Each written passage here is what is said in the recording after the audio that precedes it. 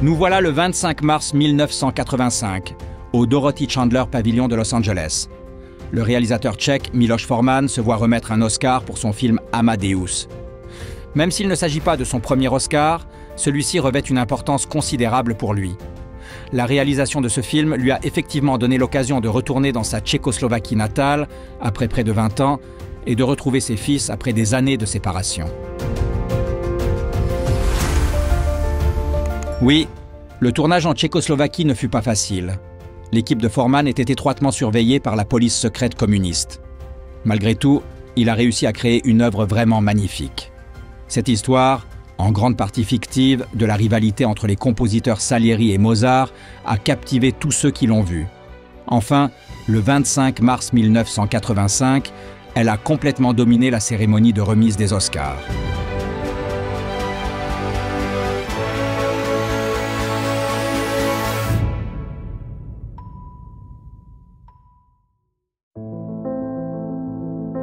Miloš Forman voit le jour à Čáslav en 1932.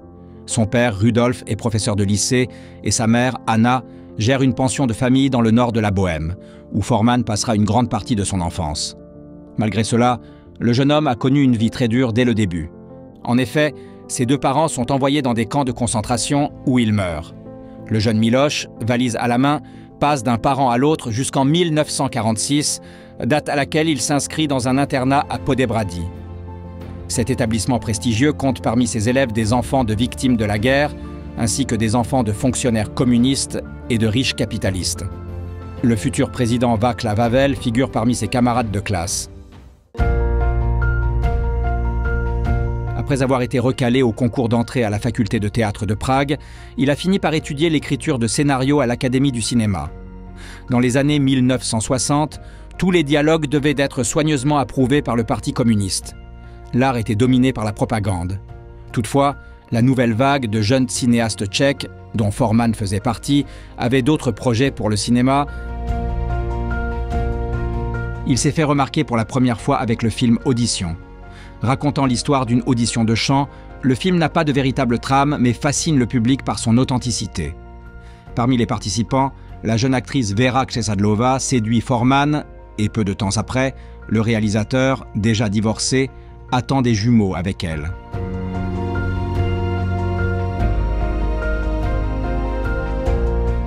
Dans ses films suivants, Forman poursuit son travail avec des non-acteurs, les utilisant pour souligner l'absurdité de la vie ordinaire. Après les films en noir et blanc L'As de pique et Les Amours d'une blonde, il sort son premier film en couleur, Au feu, Les pompiers. Le succès est au rendez-vous, y compris à l'étranger. Le film est même nommé à l'Oscar du meilleur film en langue étrangère.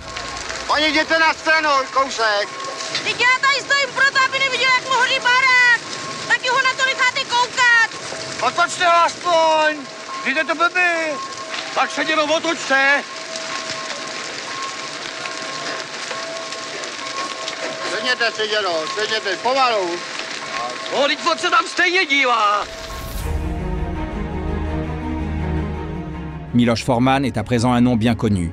Mais en 1968, l'invasion de la Tchécoslovaquie par l'Union soviétique entraîne à nouveau la disparition de la liberté de création. Avec son épouse Vera et leurs jumeaux Petr et Matej, Forman s'installe à Paris. Il ne parvient pas à y trouver du travail. Aussi, lorsque des producteurs américains lui proposent de réaliser Taking Off, il accepte avec enthousiasme. Malgré la décision de Vera de retourner à Prague avec les enfants, il s'installe seul aux États-Unis. This is a joint. The joint has two ends.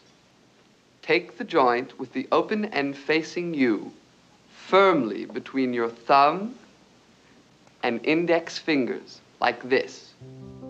Passé l'enthousiasme initial, Forman se heurte rapidement à la dure réalité américaine. Le public local et les critiques ne reçoivent le film qu'avec des réactions mitigées. Fidèle au style de Forman, l'histoire paraît s'arrêter purement et simplement au lieu de suivre un dénouement dramatique traditionnel, ce auquel les spectateurs américains sont habitués.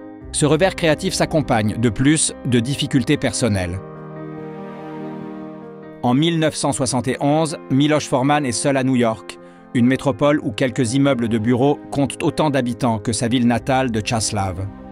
Sans argent, Il vit à crédit à l'hôtel Chelsea.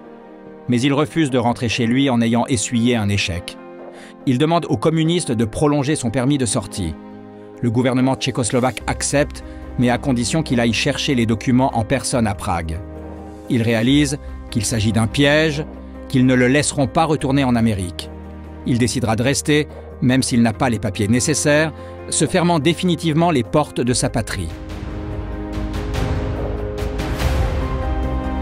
Heureusement, 1975 approche, amenant le film vol au-dessus d'un nid de coucous et un tournant dans la carrière de Foreman. Alors que le producteur Michael Douglas était à la recherche du réalisateur idéal, l'approche d'un homme originaire d'Europe de l'Est l'a captivé. Contrairement aux autres candidats qui esquivaient, à l'américaine, les questions et refusèrent de révéler le moindre détail sans contrat, Foreman s'est montré totalement ouvert. We were a little nervous because we heard he had not left the Chelsea Hotel in over a year. But here he is, he comes on out and he sat down on page 1. Compte tenu de cela, et probablement aussi de sa situation difficile, qui suggérait qu'il accepterait le travail même pour un cachet inférieur, c'est finalement lui qui a pris la direction du film.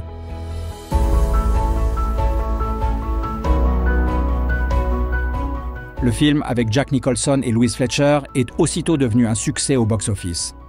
Le scénario n'est pas qu'une histoire captivante se déroulant dans un hôpital psychiatrique, c'est aussi une allégorie du totalitarisme. Et cela, Foreman l'a compris mieux que quiconque. Le film a reçu 9 nominations aux Oscars et, compte tenu de la situation en Tchécoslovaquie, il était pratiquement incroyable que les jumeaux de Foreman, âgés de 11 ans, aient été autorisés à se rendre à la cérémonie de remise des prix. Même si les deux garçons ont dormi pendant la majeure partie de la cérémonie, ils ont assisté à un moment historique. Milos Forman. Le travail de leur père a été récompensé par les Oscars dans les 5 catégories principales: meilleur acteur, meilleure actrice, meilleur scénario, meilleur réalisateur et meilleur film. Auparavant, seul New York Miam, 1934, et Le Silence des agneaux, 1992, avaient réussi le même exploit.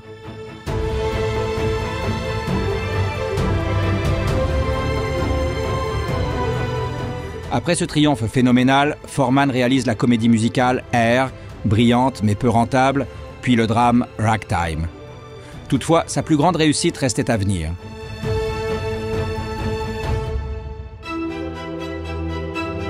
Fin 1979, Foreman se trouve à Londres quand son agent l'appelle et l'invite au théâtre. Le réalisateur accepte, mais quand il apprend dans le taxi qu'il s'agit d'une pièce sur Mozart, il manque de s'enfuir. En Tchécoslovaquie, il avait assisté à de nombreuses productions sur les compositeurs, et elles étaient toujours ennuyeuses. En revanche, ce à quoi il assiste ce soir-là à Londres, la pièce Amadeus du dramaturge britannique Peter Shaffer, le captive totalement. Il décide que cette histoire doit être portée au grand écran. Il sut dès le début qu'il voulait tourner en Tchécoslovaquie. Le désir de rentrer chez lui est irrésistible, et les autorités locales, séduites par les dollars américains, acceptent finalement de tourner l'épopée hollywoodienne dans la Tchécoslovaquie socialiste. C'est peut-être grâce à cela qu'Amadeus voit le jour sous la forme que nous connaissons aujourd'hui. I think he functioned as he doesn't function all the time. He was in his element. He was at home. Foreman intègre également plusieurs Tchèques à l'équipe. Miroslav Ondříček en charge de la cinématographie, Théodore Pištek des costumes et Karel Černý du design de la production. Next measure's rising. Do you have it? Yes, I Show think me. so.